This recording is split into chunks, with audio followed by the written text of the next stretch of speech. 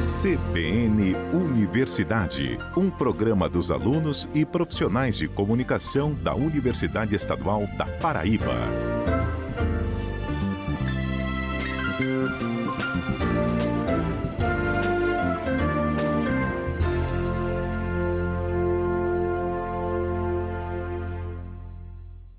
Olá, bom dia para você que nos ouve. Começa agora o CBN Universidade.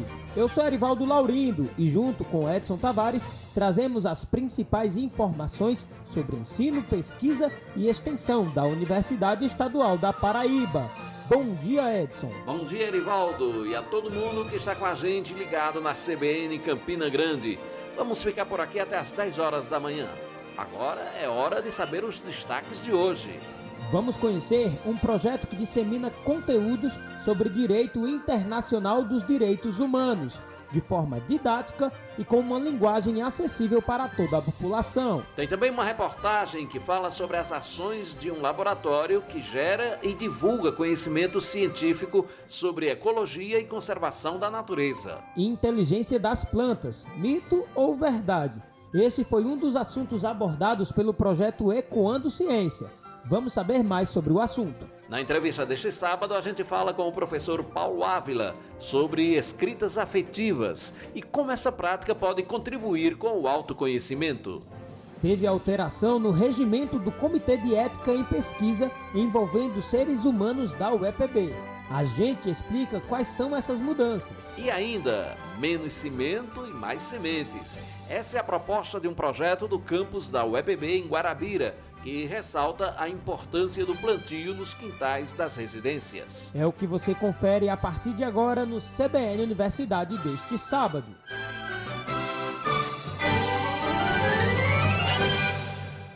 Apresentação: Edson Tavares e Erivaldo Laurindo. A gente inicia o CBN Universidade falando sobre o expediente administrativo da Universidade Estadual da Paraíba, que segue em horário especial por causa do recesso acadêmico. Portanto, quem precisar de algum serviço na UEPB, é importante lembrar que o horário de trabalho administrativo até o dia 4 de agosto é das 7 horas da manhã até 1 da tarde.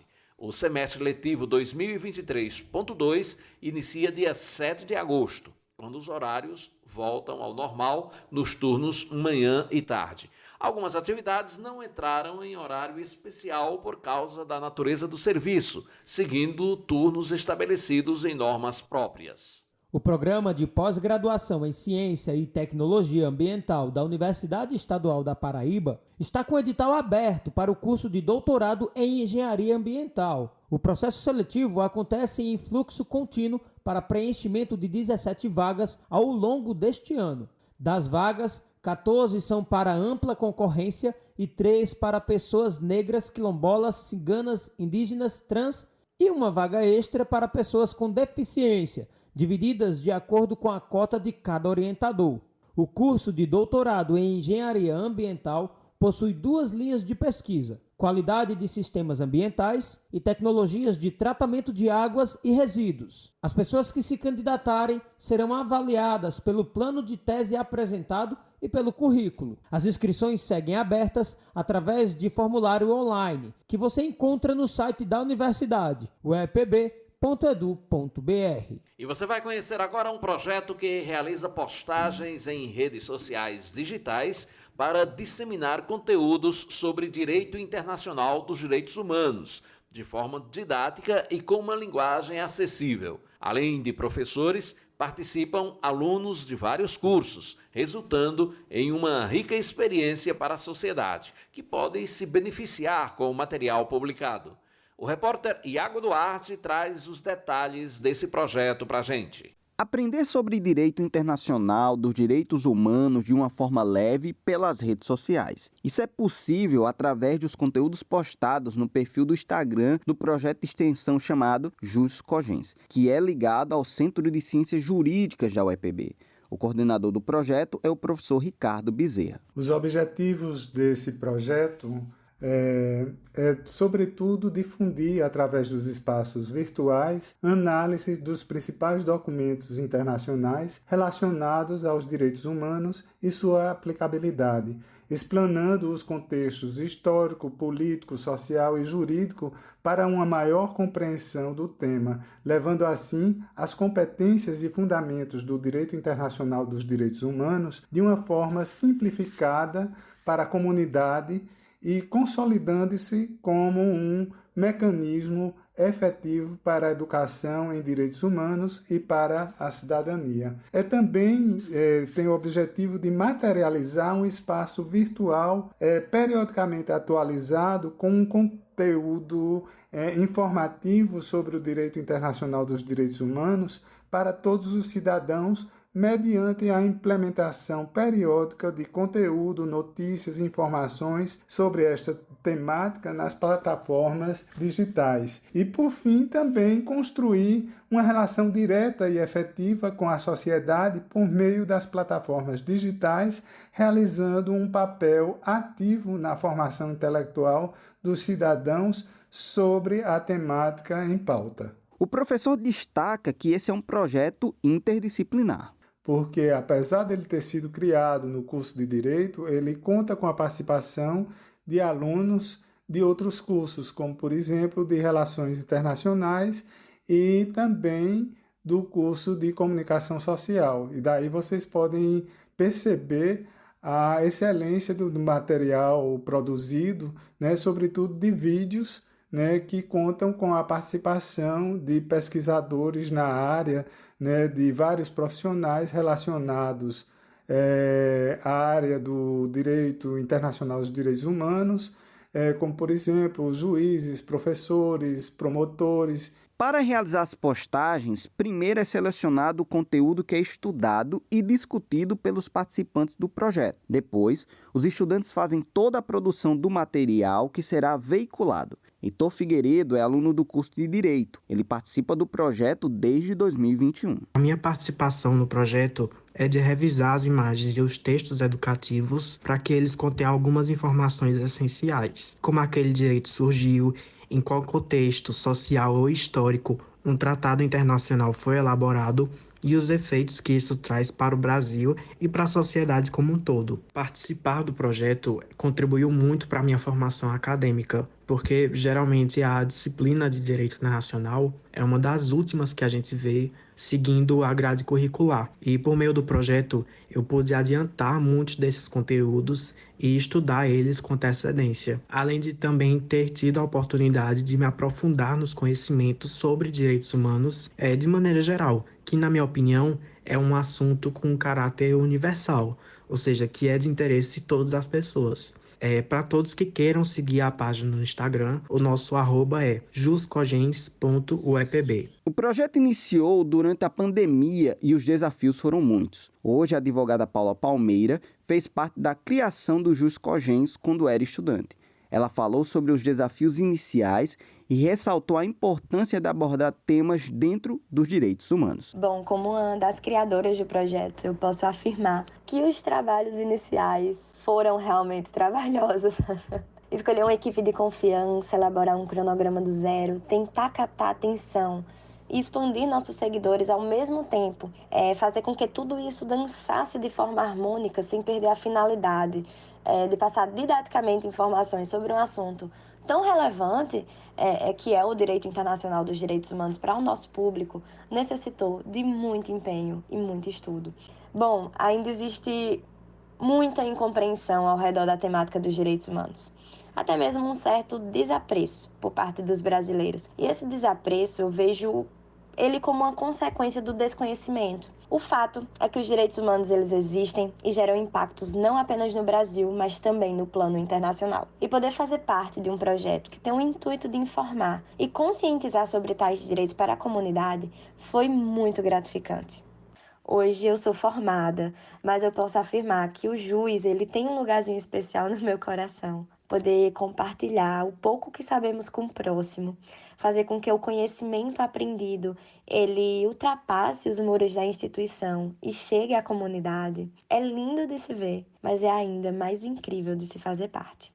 Eduardo Gomes, estudante de jornalismo, também fez parte da equipe inicial de desenvolvimento do projeto em 2021. Naquele ano, nós vivemos o auge da pandemia de Covid-19 como um dos períodos mais dolorosos da história mundial. Afinal, o cenário pandêmico também era uma crise de ordem humanitária em que muitos grupos sociais eles tiveram seus direitos violados. E foi ali que pude contribuir com meus conhecimentos em comunicação, especialmente no que se refere à educação midiática. Eu lembro que pude desenvolver e aplicar estratégias de gerenciamento de conteúdo online com 3 motivações específicas. A primeira, ela buscou estimular os extensionistas com a linguagem acessível sobre o direito internacional dos direitos humanos. A segunda, ela buscou orientar a equipe no uso de ferramentas digitais para a produção de conteúdo digital. E a terceira motivação, ela buscava fortalecer a circulação de conteúdo significativo, de conteúdo transformador, diante do cenário repleto de violações e de desinformação que vivíamos à época. Foi a partir dessa experiência que vi estudantes de direito repensando seu comunicar com a sociedade, ao mesmo tempo que vi alunos de jornalismo como eu, cada vez mais empenhados em conhecer o conteúdo jurídico que nos estimularia a uma análise crítica de questões urgentes e emergentes sobre os direitos humanos. E é exatamente isso que torna o JusCogens especial, pois ele possibilita a formação de novos profissionais do jornalismo e do direito pelo viés de uma aprendizagem compartilhada e socialmente transformadora. Iago Duarte, para o CBN Universidade. Obrigado, Iago. E tem mais informação muito importante para você que foi aluno da UEPB e fez a solicitação para reingressar à instituição. As matrículas para os selecionados para retornar para a graduação agora no período 2023.2 serão feitas no próximo dia 31. Esse processo de reingresso é para aqueles estudantes que por algum motivo precisaram abandonar a graduação, mas que querem voltar. Mas atenção! O reingresso é só permitido para quem deixou a universidade há no máximo 5 anos e que tenha no histórico escolar até 2 reingressos registrados. Outro critério é que haja vaga no curso pretendido. Esse processo de avaliação dos inscritos para o próximo período já foi feito. E a cada novo semestre letivo, a Pró-Reitoria de Graduação sempre divulga a listagem com as vagas disponíveis em todos os campos da universidade, para quem quer voltar a estudar na UEPB.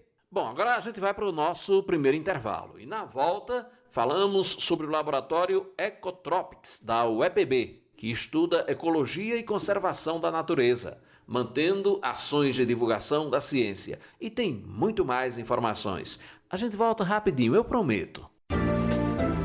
CBN Universidade, na CBN Campina Grande. CBN Universidade de volta nesta manhã de sábado. Na UEPB podemos encontrar laboratórios diversos que realizam trabalhos importantes de pesquisa e de extensão nas mais diversas áreas. Um deles é o Ecotropics, Laboratório de Ecologia Neotropical.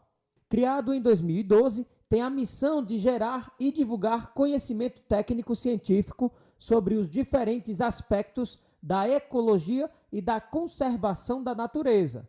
A repórter Ana Beatriz Lopes procurou saber mais sobre o que é desenvolvido por lá e agora conta pra gente na reportagem. O Laboratório Ecotropics funciona com atividades relacionadas ao desenvolvimento de pesquisas de graduandos e de pós-graduandos, vinculados principalmente ao programa de pós-graduação em Ecologia e Conservação da UEPB. O fundador e coordenador do laboratório é o professor Sérgio Lopes, do Departamento de Biologia do Campus 1 da UEPB em Campina Grande. Especificamente, o laboratório investiga como as formações vegetais de caatinga e de brejo de altitude são formados a partir de variáveis ambientais e também por processos antrópicos, ou seja, a importância da interação positiva ou negativa dos seres humanos com os recursos naturais, principalmente com a caatinga. Além disso, o laboratório tem pesquisas sobre a etnobiologia, que significa a investigação dos saberes ecológicos de povos tradicionais, como os caririzeiros e povos indígenas, quilombolas, sobre o uso e seleção de espécies vegetais. Além da parte da pesquisa, O laboratório conta com diversas ações relacionadas a projetos de extensão. Um deles é o Ecoando Ciência, que lida com divulgação de conteúdo científico em linguagem mais acessível. Para isso, foi criado um perfil no Instagram, um canal no YouTube e um no Telegram. A gente tem uma divulgação de postagens 2 vezes por semana e mais ou menos uma entrevista ou uma palestra no canal do YouTube 1 vez por mês. Além disso, todo ano a gente elabora um evento que convida diversos pesquisadores do Brasil todo para um encontro para falar sobre ecologia e conservação. Por fim, o ano passado criamos um canal no Telegram com divulgação de pesquisas científicas na área de ecologia, meio ambiente e conservação que estão saindo recentemente para promover uma discussão e uma leitura desses artigos. A doutoranda Dábila Ruama é uma das responsáveis pelas atualizações dos canais de divulgação do Ecoando Ciência. Então acaba que nossa atuação é um pouquinho de tudo. Então, citando alguns exemplos, minha atuação ela fica por conta da criação de pôsteres para o Instagram e para o canal do Telegram, em que esses tendem a ser traduções de artigos científicos para uma linguagem mais popular, com temas sempre relacionados à ecologia, meio ambiente e conservação da natureza, pegando essa linguagem mais técnica, mais científica e traduzindo para uma linguagem mais popular, para que as pessoas elas consigam entender o que é que está sendo produzido nas universidades públicas. Mas não apenas pôsteres de artigos científicos, mas até mesmo alguns temas mais atuais que não necessariamente tenham saído já em algum artigo, mas a gente sempre procura fazer essa tradução e trazer esse conteúdo, essa informação de uma forma mais clara. E eu também sou professora da rede pública de ensino, então eu percebi o quanto participar dessa extensão foi interessante, que apesar de ser licenciada também, mas o nosso estágio em sala de aula é pouco. A gente só vai aprender mais na vivência. Só que eu tive a oportunidade de aprender muito nessa extensão e aí quando eu fui inserida na sala de aula, eu já conseguia aplicar essa linguagem mais simples, eu já conseguia falar dessa ciência com os meus alunos de forma que eles iam entender o que eu estava falando. Claro, é importante sim alguns termos científicos, mas também conseguir traduzir o que aquele termo científico ele representa no dia a dia do aluno e saber que ele entende. O doutorando Anderson Silva Pinto está no Ecotropics há 10 anos. Ele atuou na criação e atualização do site do Ecotropics, do perfil do Instagram e do canal do YouTube. Ele falou sobre a importância desse trabalho de divulgação da ciência no contexto de grande desinformação. Eu acredito que a divulgação feita pelo Ecotropics, através do Ecoando Ciência, é de grande importância para a sociedade como um todo. Principalmente em tempos de desinformação e fake news, eu penso que é imprescindível que nós cientistas possamos produzir conteúdos acessíveis para diferentes públicos, Então, projetos de divulgação como o nosso, além de fornecer à população informações precisas e atualizadas, também promovem um pensamento crítico, ajudando as pessoas a discernirem o que é realidade e o que é mito ou inverdade. E a gente sabe que uma população bem informada é uma população forte, capaz de tomar melhores decisões sobre sua própria saúde, bem-estar e sobre o futuro do nosso planeta como um todo. Ana Beatriz Lopes, para o CBN Universidade. Obrigado, Ana Beatriz, pelas informações. E quem quiser conhecer mais sobre o laboratório pode acessar os perfis do Instagram, @ecotropics.epb e @ecoandociência. Tem também o canal do YouTube Ecoando Ciência, que por sinal realizou recentemente uma live bem interessante sobre inteligência das plantas, mito ou verdade. O convidado, que conversou com o professor Sérgio Lopes, da UEPB, foi o biólogo Gustavo Maia, professor da Universidade Federal de Pelotas, Rio Grande do Sul. A gente separou alguns trechos dessa live. Vamos ouvir.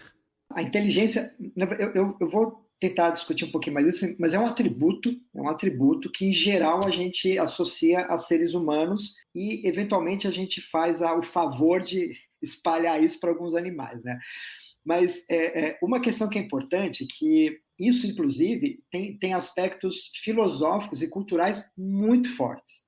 A maneira como a gente enxerga o mundo, por mais que a gente não pense nisso, tem a ver com a concepção que a gente tem do mundo do ponto de vista filosófico, ou seja, a cosmovisão. E nós, no Ocidente, a gente tem uma formação muito sólida, quer dizer, os nossos princípios filosóficos que formam a nossa visão de universo, eles são muito associados à filosofia grega. Por exemplo, então foi Aristóteles, eu sou fã do Aristóteles. Estou falando, não, eu sou fã o cara é sensacional. Mas eu quero dizer o seguinte, só que para as plantas, ele não ajudou muito. Por quê? Porque quando Aristóteles fez a classificação dos seres, de uma forma geral, né, e vivos em particular, ele jogou as plantas lá no final. Na escala aristotélica, né, era o homem, evidentemente, né, um ser racional, senciente e exibe emoções. Depois ele coloca os animais, que não são racionais, mas são sencientes. E depois ele coloca as plantas imediatamente acima das pedras. Então, as plantas eram pouco mais, do ponto de vista da escala dos seres, pouco mais do que pedras. E aí vem a expressão de vida vegetativa. Então, assim, quando um sujeito está em coma, né, Sérgio? O cara está em estado vegetativo. Como se no estado vegetativo nada acontecesse de relevante, quer dizer, um estado de inércia total. Inércia, justamente. Não é? Quando eu falei para vocês que eu comecei a entender um pouco de plantas, quando eu comecei a entender como é que elas interagem no ambiente, para mim foi quase que instintivo atribuir um conceito de inteligência às plantas, pela maneira como elas lidavam com o ambiente. Mas o que é inteligência? Né? Por que você está dizendo que planta é inteligente, Gustavo? Bom, primeira coisa que a gente tem que pensar é o seguinte: quando a gente usa o termo inteligência, na verdade, a gente está se referindo a um termo que tem mais de 70 definições. Quando a gente fala que alguma coisa é ou não inteligente, a primeira pergunta que a gente tem que fazer é: mas que inteligência você está dizendo? O que eu quero dizer com inteligência? Existe um conceito mais amplo de inteligência que a gente se refere à habilidade de um sujeito ou de um agente de solucionar problemas. A maneira como você resolve isso, você soluciona um problema, é diversa. Cada agente que vive no ambiente e percebe o ambiente, variações do ambiente, e que depende do ambiente para se manter, para sobreviver de uma forma geral, encara problemas. E a maneira como esse agente resolve os seus problemas, de fato, né, isso é um sinal, isso é uma característica de sistemas inteligentes. Assunto polêmico e bem interessante esse da inteligência das plantas, não é mesmo, Edson? Para ver a live completa, é só acessar o canal do YouTube, Ecoando Ciência. E se você sentiu falta das dicas de português com o professor Denis Medeiros, relaxe, que semana que vem ele estará de volta com muito bizu bom sobre a nossa língua aqui no CBN Universidade. Agora vamos fazer mais uma pausa. No próximo bloco tem entrevista. A gente fala com o professor Paulo Ávila sobre a escrita afetiva e como ela pode nos ajudar no autoconhecimento. Voltamos já já. Fique sintonizado aqui na 103.5, a rádio que toca notícia. CBN Universidade, na CBN Campina Grande. Voltamos com o nosso noticiário semanal sobre o que rola na Universidade Estadual da Paraíba, aqui na CBN Campina Grande, a rádio que toca notícia. Agora, uma informação sobre o programa de monitoria da UEPB. É que a Pró-Reitoria de Graduação divulgou o edital que disciplina a seleção de monitores para o próximo período letivo, que é o 2023.2. Os estudantes interessados em participar do processo seletivo podem se inscrever entre os dias 24 de julho e 11 de agosto. Os monitores selecionados poderão ser bolsistas ou voluntários. Para cada curso de graduação são ofertadas 3 bolsas no valor de R$ 400. As atividades de monitoria devem começar no dia 4 de setembro. E você sabe como funciona a atividade de monitoria?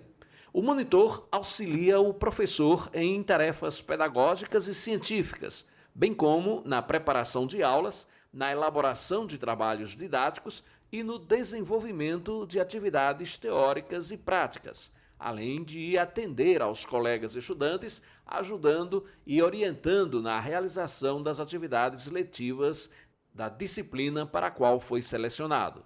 Então, você estudante da UEPB que se interessa por essa experiência, Fique atento que o prazo para se inscrever começa na próxima segunda-feira, dia 24 de julho. Agora é hora da nossa entrevista aqui no CBN Universidade.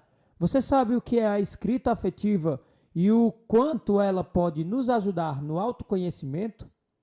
Esse é um tema que o professor Paulo Ávila, do Departamento de Letras do Campus 3 da UEPB, em Guarabira, costuma abordar em oficinas e atividades. E a nossa entrevista de hoje é sobre o assunto.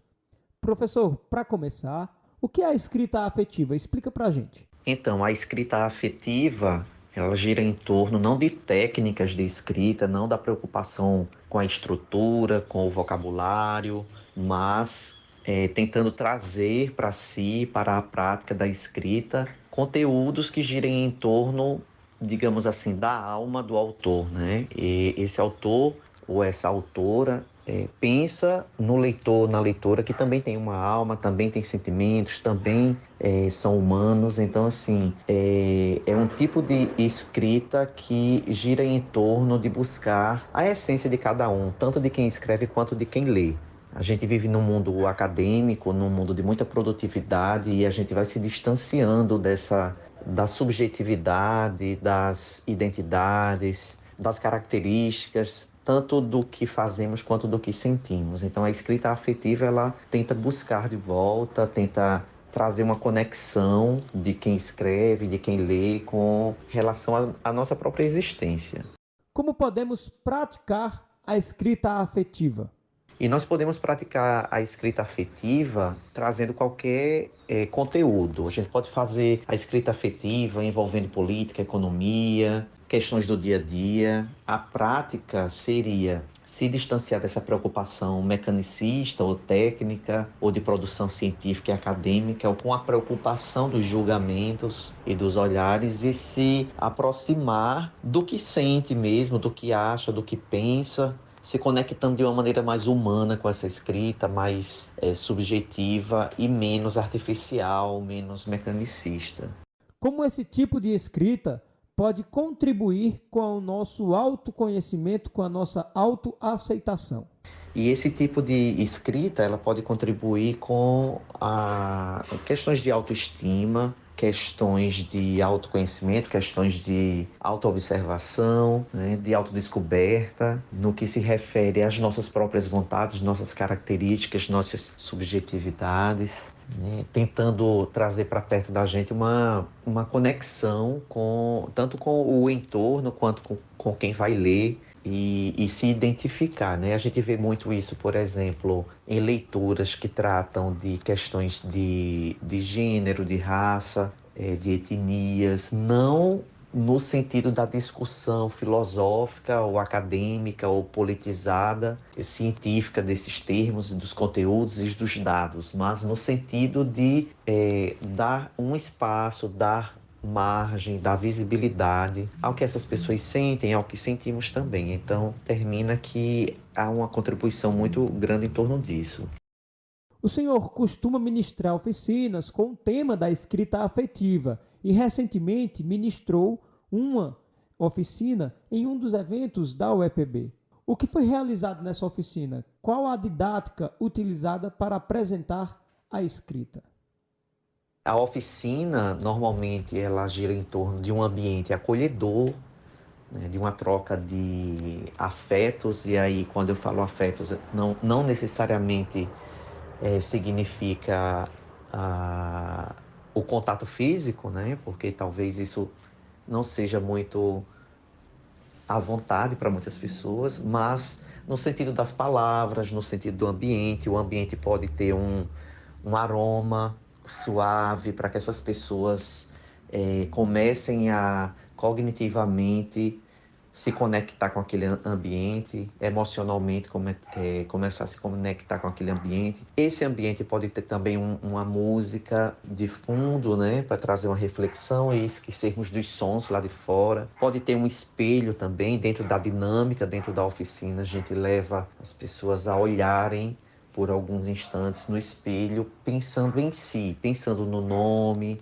que tem, pensando nas características que tem, pensando nos ganhos que fez, para que isso suplante os pensamentos que normalmente nos influenciam sobre aquilo que a gente não conquistou, ou não fez, ou não conseguiu. Então, o ambiente da oficina normalmente é esse, e a gente explica, né? A escrita afetiva, ela tem ganhado muito espaço no Brasil, a partir dos trabalhos da escritora Ana Holanda. Então, ela fala muito sobre isso, sobre essa conexão, essa autopercepção, essa busca por si, né? Então, a gente fala isso na oficina.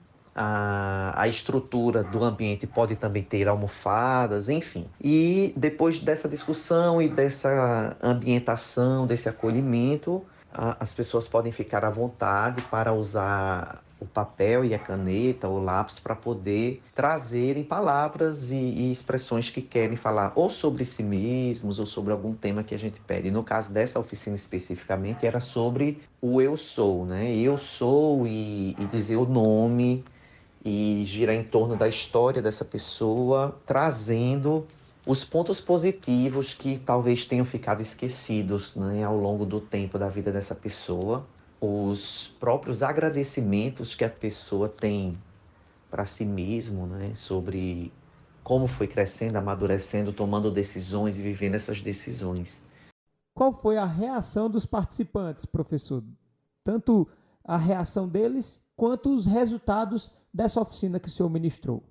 A reação sempre é muito boa, porque há uma quebra dessa rotina acadêmica, dessa rotina de produtividade científica, de cobranças, de correria, que causa um apagamento de si, um apagamento do outro também, porque a gente pensa no produto, e há uma quebra, né? Há uma ruptura dessa correria e a pessoa se identifica, ela se dá o direito de passar um tempo ali somente consigo e com suas palavras. Então a reação sempre é muito positiva. E não necessariamente o resultado precisa vir de imediato ali na oficina. Algumas pessoas levam para casa, para concluir em casa, elas dão feedbacks por redes sociais, elas dão feedbacks entregando esse material, quando elas querem ser lidas também, ou elas dão feedbacks dias depois, porque essa coisa do afeto não é como um trabalho acadêmico que a gente tem que ter um prazo imediato para ser avaliado. A pessoa precisa se conectar e entender seu próprio tempo, se reformular, se elaborar e se encontrar em torno dessa atividade. Então é sempre de extrema importância, de extrema valia.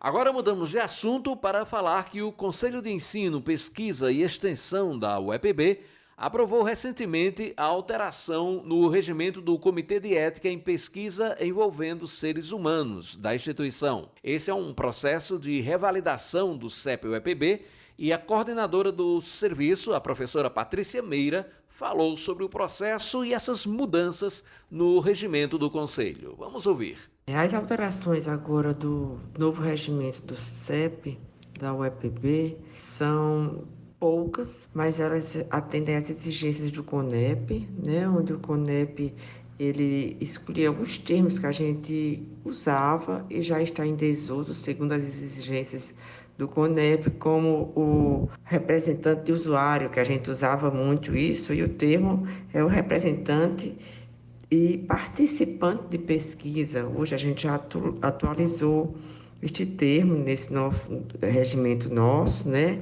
O quantitativo de membros também, a gente passou de 25 para 26 membros do CEP. E também outra coisa que a gente enfocou muito é contra a segurança dos participantes, né? Contra o sigilo, a assistência que o pesquisador ele tem que ter esse vínculo, né?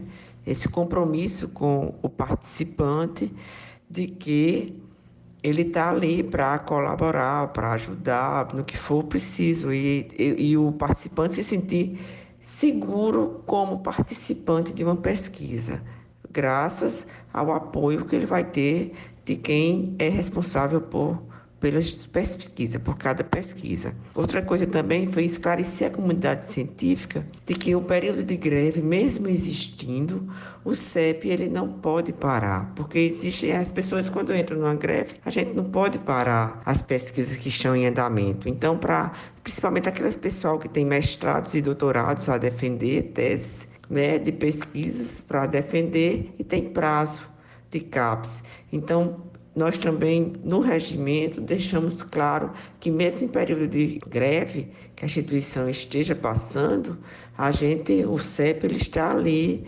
presente para dar essa assistência aos pesquisadores que estão desenvolvendo suas pesquisas sem entrar em greve. Essas foram algumas das alterações que o novo regimento tem, o novo regimento do CEP, da UEPB.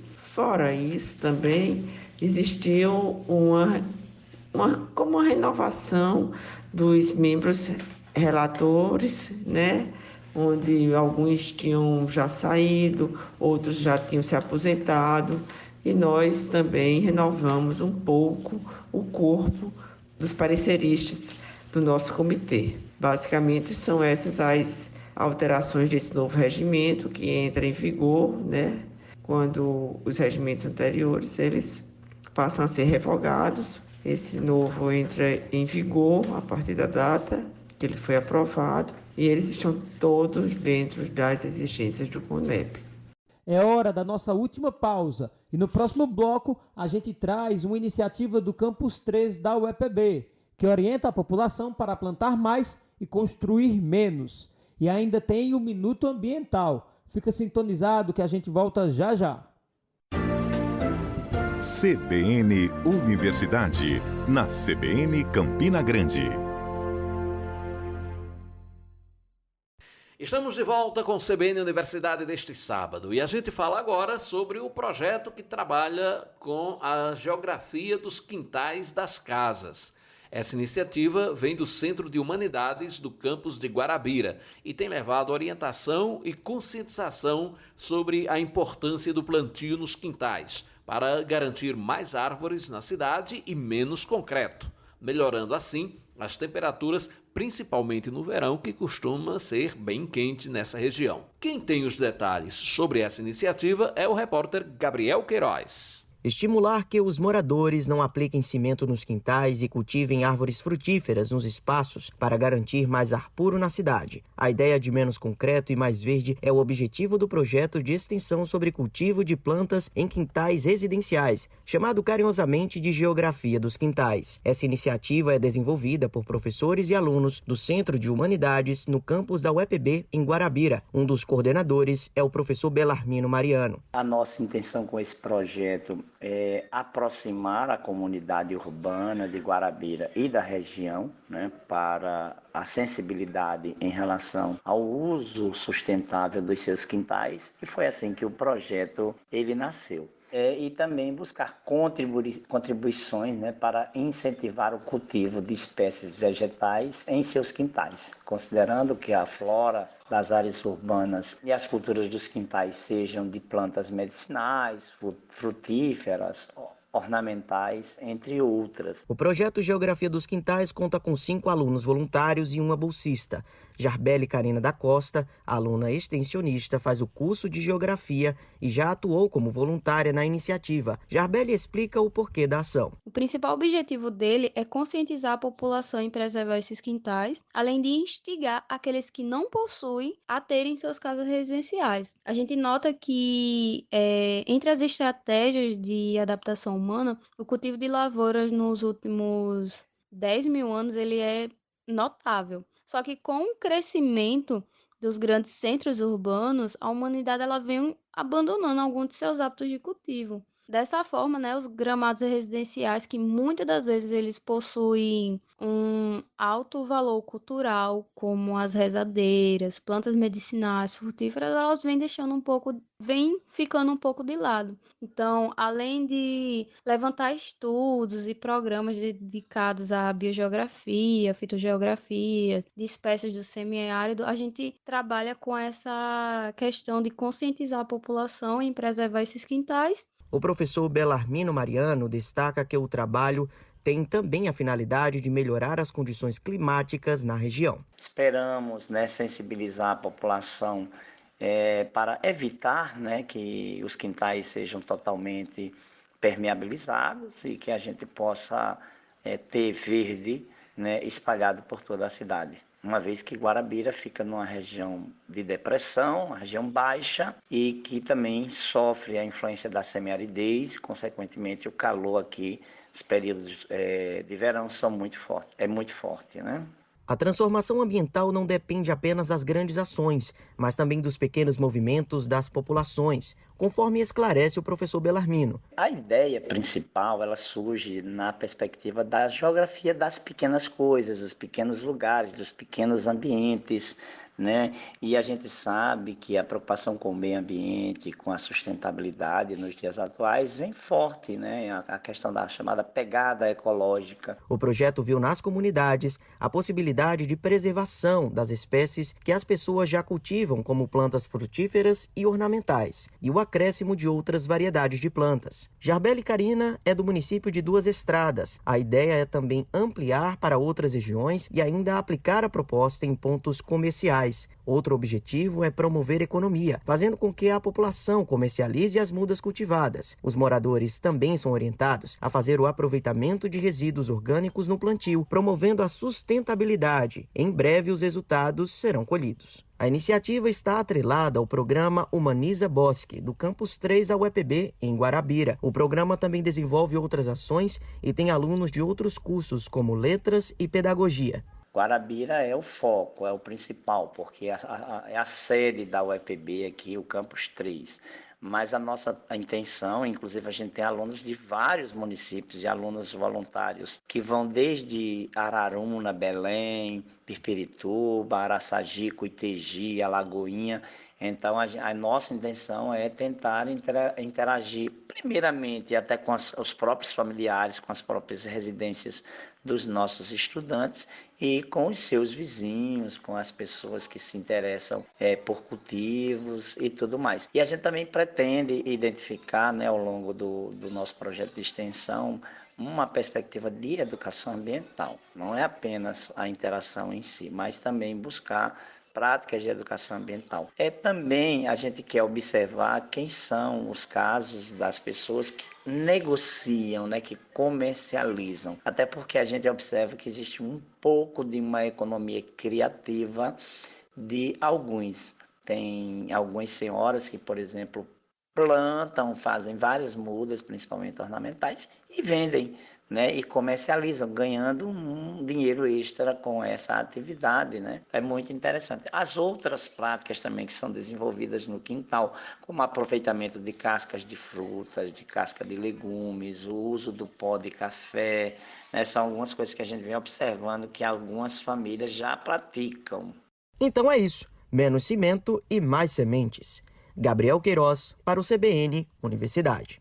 Agora é hora do nosso Minuto Ambiental. Roda a vinheta. Minuto Ambiental. Bom dia, ouvintes. Me chamo Marcela Costa e estamos iniciando mais um Minuto Ambiental. E o tema de hoje é Objetivo de Desenvolvimento Sustentável de número 1. Os ODS fazem parte de uma agenda de 2030 desenvolvida pelas Nações Unidas. A ODS de número 1 é intitulada como Erradicação da Pobreza e tem como principal meta acabar com a pobreza em todas as suas formas e em todos os lugares. Um dos seus indicadores é a proporção da população vivendo abaixo da linha da pobreza nacional por sexo, idade, condição perante o trabalho e localização geográfica, observando principalmente aquelas pessoas que vivem em pobreza extrema, ou seja, são pessoas que vivem com menos de 1,25 dólares por dia. Eu sou Marcela Costa e esse foi mais um Minuto Ambiental. E assim encerramos o CBN Universidade deste sábado. Na apresentação deste programa, Erivaldo Laurindo e Edson Tavares. Narração de reportagens de Ana Beatriz Lopes, Gabriel Queiroz e Iago Duarte. A edição é de Isis Coelho e Lucielen Lima, com finalização técnica de Apolo Ricarte. Direção-geral de Hipólito Lucena. Muito obrigado pela sua companhia aí do outro lado. A gente volta sábado que vem a partir das 9 da manhã aqui na CBN Campina Grande. E esperamos por sua audiência. Até o próximo CBN Universidade. Tchau. Tchau. CBN Universidade, na CBN Campina Grande.